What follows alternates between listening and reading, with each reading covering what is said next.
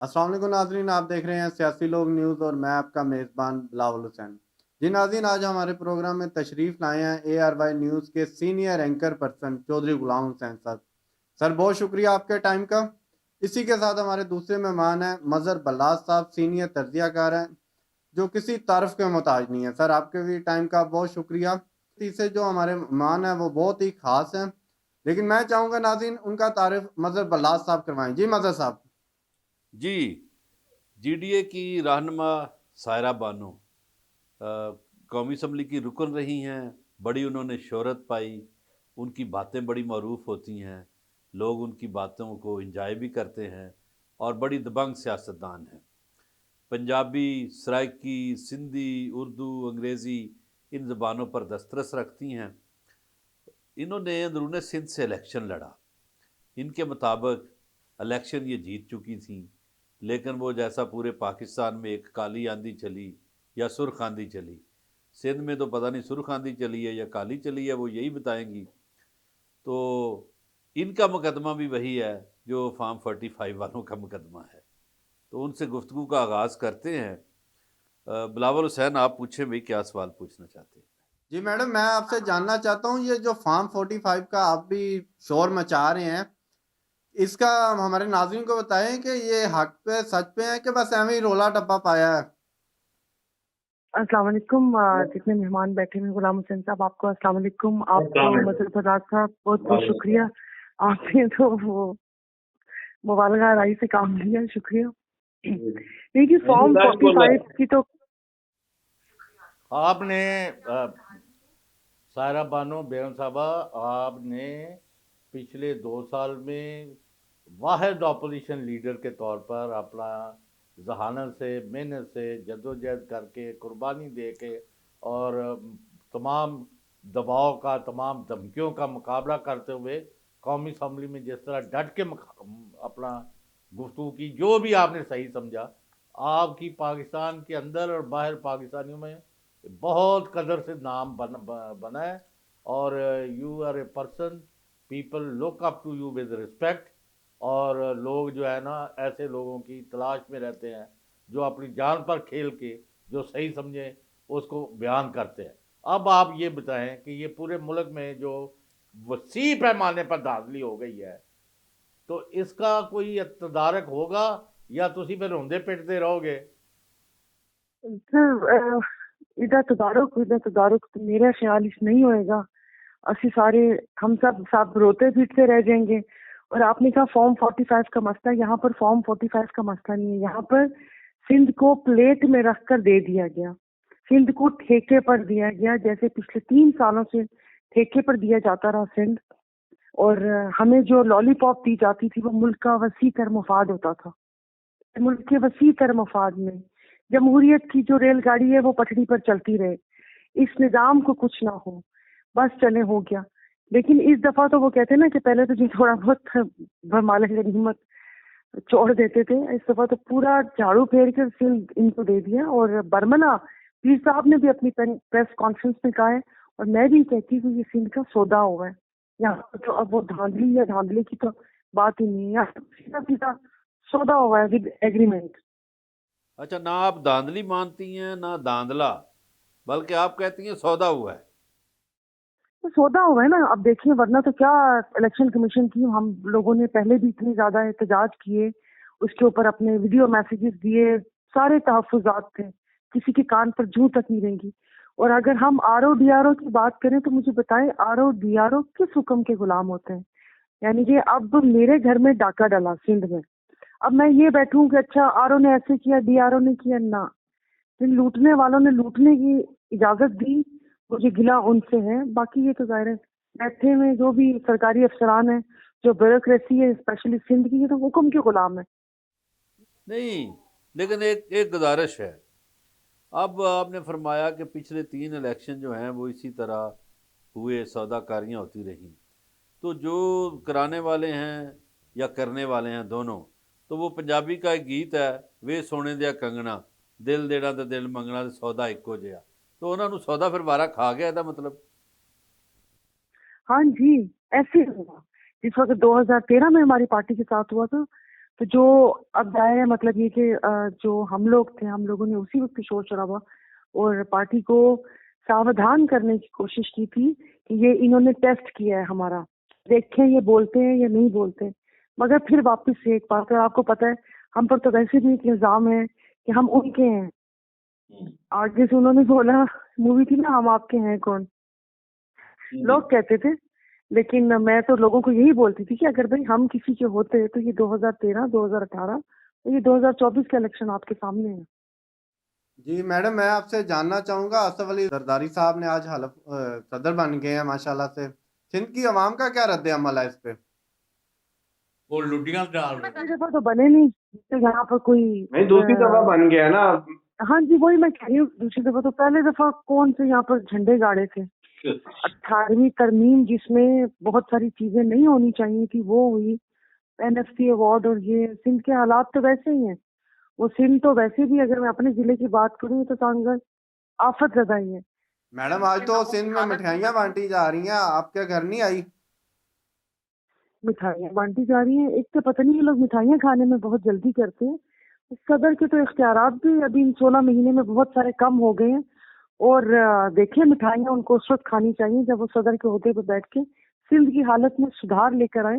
لیکن مسئلہ یہ ہے کہ سندھ کی اس حالت کی ذمہ دار بھی یہی پارٹی ہے. سندھ میں بہت سارا کام کیا ہے, تو دیکھیں وہ ہمیں نظر بھی پھر آنا چاہیے, آپ سب لوگوں کو بھی نظر آنا چاہیے. ابھی سیلاب کی جو صورتحال تھی جس میں حامد میر صاحب نے آ کے یہاں پر دورہ کیا اور بہت سارے اینکر حضرات آئے اور سب وہ ہوا, مطلب بس ایسے کہنے کی بات ہے کہ 4 چیزوں کا آپ کو سندھ کی ترقی سے کہتے ہیں. سب سے بڑی بات یہ ہے کہ آپ کے پروگرام کے لیے میں پچھلے 10 منٹ سے زوم کنیکٹ کرنے کی کوشش کر رہی ہوں, اور یہاں میں شداد پور میں بیٹھی ہوں, اور یہاں پر کوئی ٹاور نہیں ہے, اور یہاں پر سگنل کا مسئلہ ہے. جو یہاں پر بچے آن لائن پڑھتے ہیں وہ کس عذاب میں اپنے لاکھوں روپے دے کر آپ وہ سیٹلائٹ سے کنیکشن لیں تو لیں. یہ تو صورت حال ہے کہ ہم نے اس کو ترقی کی راہ پر بھی گامزن کرنا ہے. اتنے صحیح ٹیلی فون ہی نہیں چل رہے تو اتنے ترقی آ گئی. آپ نے درست نشاندہی کی ہے. سائرہ بانو صاحبہ, الیکشن کے بعد خیال تو یہ تھا کہ شاید GDA کمزور ہے, لیکن آپ لوگوں نے ایک بڑا احتجاج کر کے پیغام تو دیا. اب جو ایک تحریک شروع کرنے جا رہی ہے PTI اور باقی جماعتیں جن کو شکایتیں ہیں, تو کیا آپ سمجھتی ہیں کہ یہ تحریک اتنی بھرپور ہوگی کہ یہ جو جعلی حکومت جعلی مینڈیٹ سے بنی ہے اس کو بہا کر لے جائے گی؟ تو کوشش تو ہماری یہی ہوگی. عید کے بعد بدین میں بہت بڑا جلسہ ہے, اور جو اس وقت تک کا ہمارا پورا لایا عمل وہ یہ ہے کہ اس حکومت کے گھر جانے تک ہم آرام سے نہیں بیٹھیں گے. ہمارے یہ احتجاج اور جہاں دھرنا دینے کی ضرورت ہوئی دھرنا, اور یہ سب یہ چیزیں چلتی رہیں گی. باقی اب یہ ایسی باتیں ہیں, لیکن اگر ٹھنڈے دل و دماغ سے میں سوچوں یا میں آپ کو بتاؤں تو جنہوں نے فیصلہ کرنا ہوتا ہے, مطلب آپ مجھے بتائیں کہ بین الاقوامی کتنے آپ دیکھ رہے ہیں کہ انٹرنیشنل میڈیا پر کتنی ان الیکشنز کی تھو تھو ہوئی ہے کہ یہ الیکشن کوئی مان ہی نہیں رہا, مگر کان پر جوں تک نہیں رہیں گی. یہاں پر 2 پارٹیوں کو ایک وہ کہتے ہیں نا کہ جگہ پہ بٹھانے کے لیے کمشنر کا ضمیر جگایا گیا اور پیغام دیا گیا کہ اگر واپس سے چوں چوں کی تو ایسے 4 لوگوں کا ضمیر جاگے گا. تو یہ گیم بہت بڑی ہے. اب تو یہ سیٹس کی بات ہی نہیں ہے, بڑی چیزیں ہیں جن کو ہم لوگوں نے ٹھکانے لگانا ہے, اور کمزور لوگ ہی ہوتے ہیں جو پھر دوسروں کے اشارے پر چلتے ہیں. اور باقی اس سے پہلے صدر صاحب کی آپ نے بات کی تھی تو یاد آیا, ہمارے صدر شاہ صاحب کی پریس کانفرنس تھی تو انہوں نے کہا کہ 24 کروڑ عوام پر وائس رائے مسلط کیا گیا ہے. جیسے جو وائس رائے ہوتا ہے ڈوریں کہیں اور سے گرتی ہیں اور وہ وائس رائے ان کے حقوق کا تحفظ کرتا ہے. جیسے ہمارے ماؤنٹ بیٹن صاحب تھے, تو جس قسم سے انہوں نے تقسیم کی اور جو جو چیزیں یہاں سے لے جانی تھی اور جو جو کرنا تھا, تو یہ صدر نہ بولیں, آپ وائس رائے بولیں. جی جی جی اچھا سائرہ بانو صاحبہ, ایک یہ بتائیں کہ کراچی میں انہوں نے جو رزلٹ دیا ہے کہ جو MKM میں ان کے 9 لاکھ ووٹ اور پیپلز پارٹی کے 5 لاکھ ووٹ اور 14 لاکھ ووٹ والے جو ہیں وہ 22 سیٹیں لے گئے ہیں, اور جو 22 لاکھ جنہوں نے ووٹ دیا PTI اور جماعت اسلامی, اور وہ جماعت اسلامی کے ہی حافظ نعیم, انہوں نے کہا جی میں یہ جعلی ممبرشپ جو ہے سندھ اسمبلی کی मैं इनकार करता हूँ, ये यहाँ पे पीटीआई जीती है।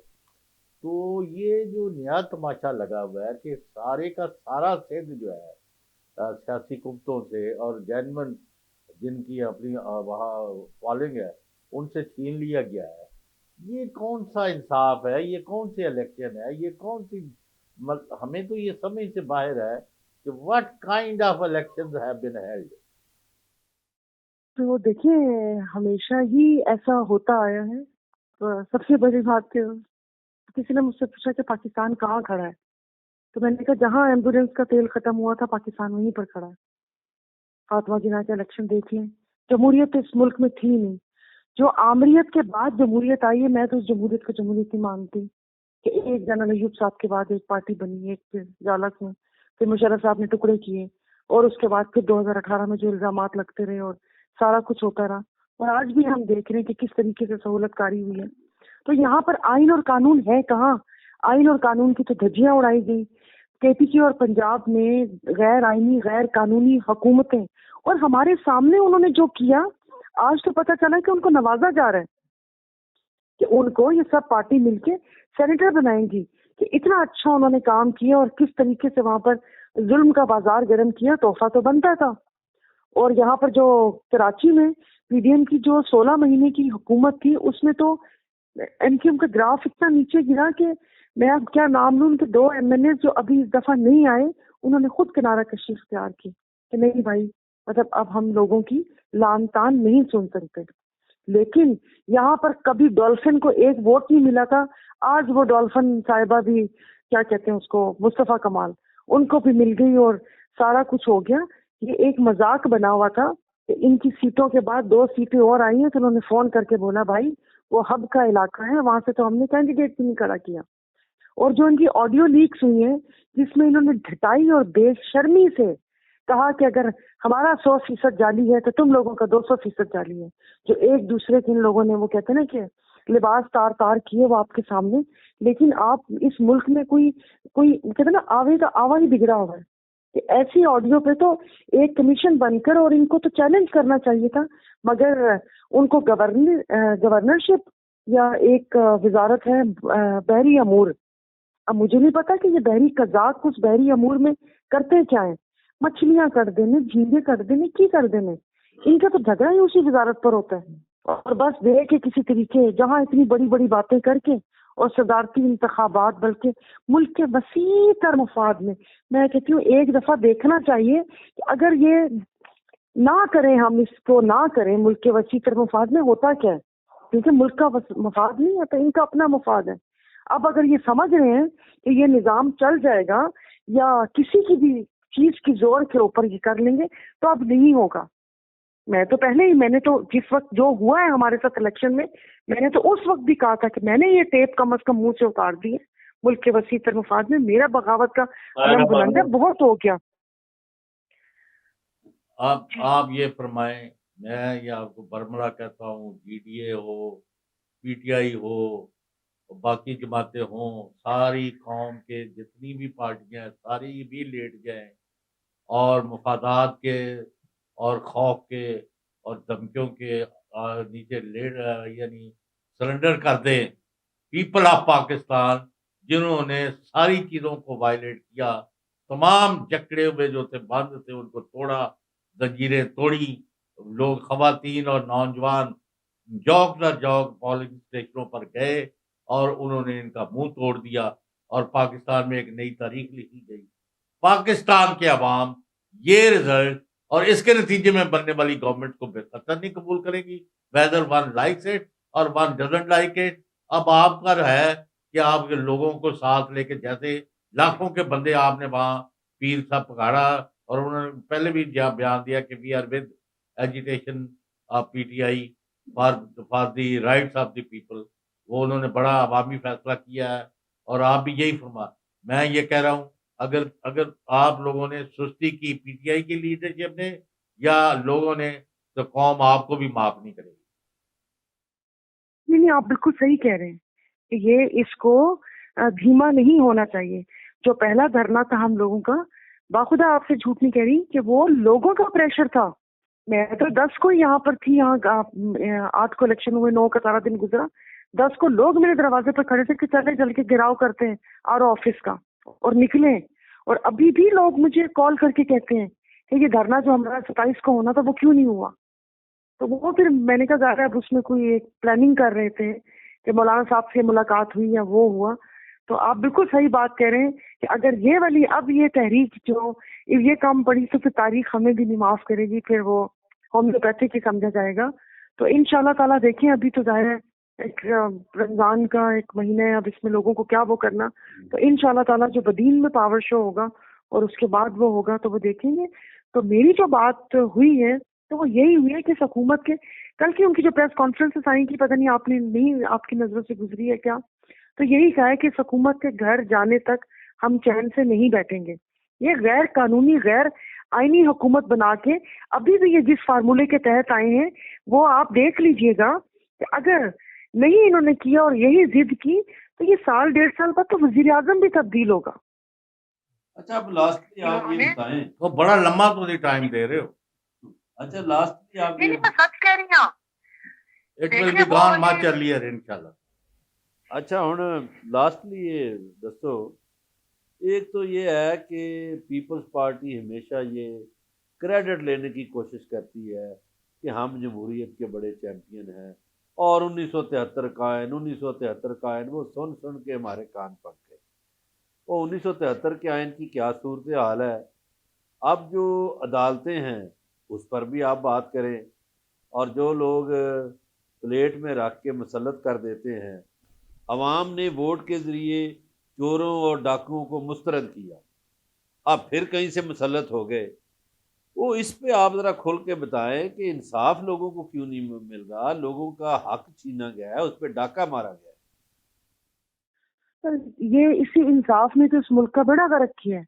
अगर इंसाफ और कानून यहाँ पर होता, कोई रिट कायम होती तो ये सारा ना होता। कॉम्प्रोमाइज जज, बंदा पूछे इनसे कि वीडियो और ऑडियो तुम लोगों की और मुसल्लत आप लोग हम पे लोगों को कर देते हो, यानी कि आप लोगों का जो गुनाह है, कौन से करदा गुनाह है, ना करदा तो नहीं कहूंगी, उसका खमियाजा अवाम भुगते। अब जिस तरीके से ये खुश हो रहे थे कि फाइज ईसा साहब आएंगे, जिसको मैंने बोला भी था कि दुनिया हजरत ईसा का इंतजार कर रही है, ये पूरी पीडीएम फाइज ईसा का इंतजार कर रहे हैं।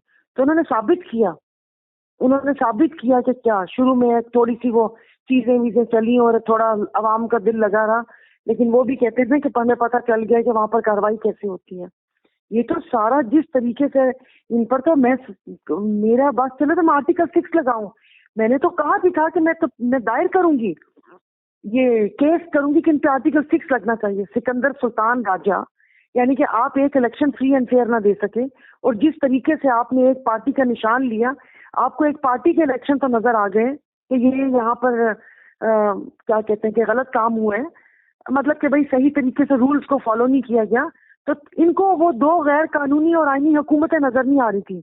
अब उसके बाद जो सारा किया मुल्क में, जो इस वक्त ये खाना जंगी की सी सूरत हाल है, इनमें तो ये दो इदारे मुलव्वस हैं। इनको तो अभी पिछले दिनों चला था कि इनको इस्तीफा देकर घर जाना चाहिए। क्यों घर चला जाना चाहिए? पूरे मुल्क को एक वो बंद गली में धकेल के और ये आराम से जाके घर बैठ जाए। इनको तो बस अब मैं कहूँ कि पूरा वो जो एक सारा हुआ है। अब आप मुझे बताएं कि जो इस हमारे क्या कहते हैं साबिक वजीर आजम, उनका जिस तरीके से ट्रायल हो रहा है, आप बैठे 44 साल पुराने भुट्टो साहब का केस लेकर आ गए कि जी वो अदालती कत्ल था, तो जिसने किया था तो फिर उसको भी तो कटहरे में लेकर आओ ना। हमारे पास यूरोप में मिसाल है, हम हर दफा मिसाल देते हैं, यूरोप और अमेरिका भागते हैं। उधर से जिन्हों तमगा पौना सी वो भी कबर चो कट के तमगा पवाया है, मैं नाम भूल गई हूँ, जिसको बगावत पे फांसी देनी थी तो 60 साल बाद कबर से निकाल कर फांसी दी गई है। तो यहाँ पर ऐसे करें ना, कौन से कमीशन है खोले, हम उधर रहमान कमीशन, और जो सारा कुछ हुआ है बताएं हमें 1971 से बताना शुरू करें। जी क्या सारा हुआ था, क्या मैडम, नहीं हुआ था। हमारे प्रोग्राम का टाइम खत्म हो रहा है, इंशाल्लाह आपको दोबारा भी लेंगे। Thank you so much madam. शुक्रिया जी, अल्लाह हाफिज। जी नाज़रीन, ये था हमारा आज का प्रोग्राम, इसी के साथ मुझे दीजिए इजाज़त, फिर मुलाकात होगी। अल्लाह हाफिज।